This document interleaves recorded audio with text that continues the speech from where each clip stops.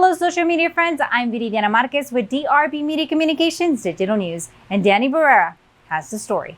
Officials with the City of Odessa Public Works Department held a 4 p.m. press conference on Wednesday, June 15th, to update the water line break repairs. Wednesday morning, the water plant was restarted and water was loaded into the system. In backfilling the repair, we have experienced a minor leak on the line.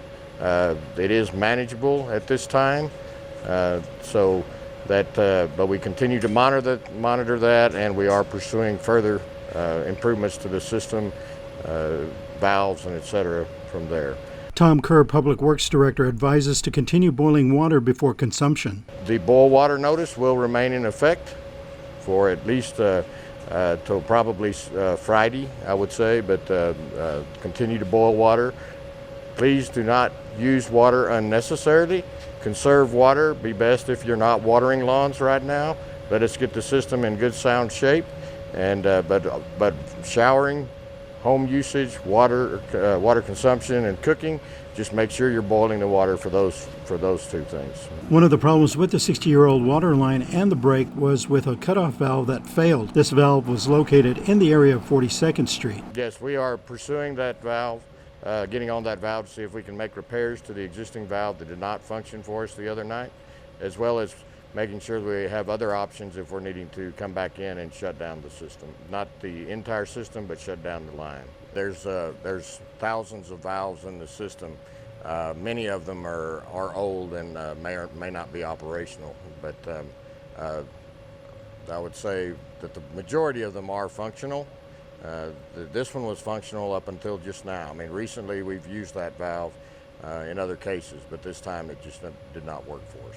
During the water line break, Medical Center Hospital and Odessa Regional Medical Center canceled many of their services. Officials with the City of Odessa provided cases of water to both hospitals as well as nursing homes. We've been in communication with both Medical Center and ORMC. ORMC has let us know that they are okay at this time. They needed no assistance. MCH requested drinking water from us, and so we provided drinking water, 10 pallets as of this morning. We also have been in contact with them regarding their water pressure. They need a 50 psi pressure to operate their chillers and as well as their sanitation equipment for different surgeries or other items they may have, and they were able to achieve 55 psi, so their systems are now up and running. State agencies, along with local businesses and organizations, donated bottled water to residents during the citywide water shutdown.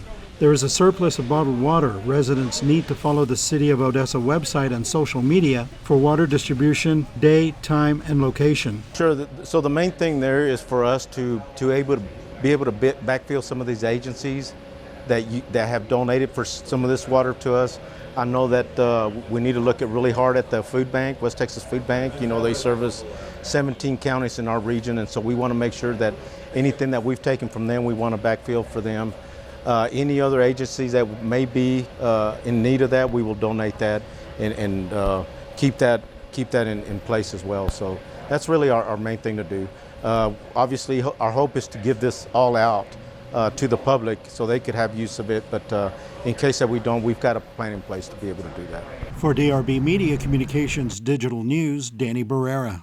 Thank you for following us on YouTube, Facebook, Instagram, Twitter, and also at DRB Media Communications Digital News.tv. For DRB Media Communications Digital News, Viridiana Marquez.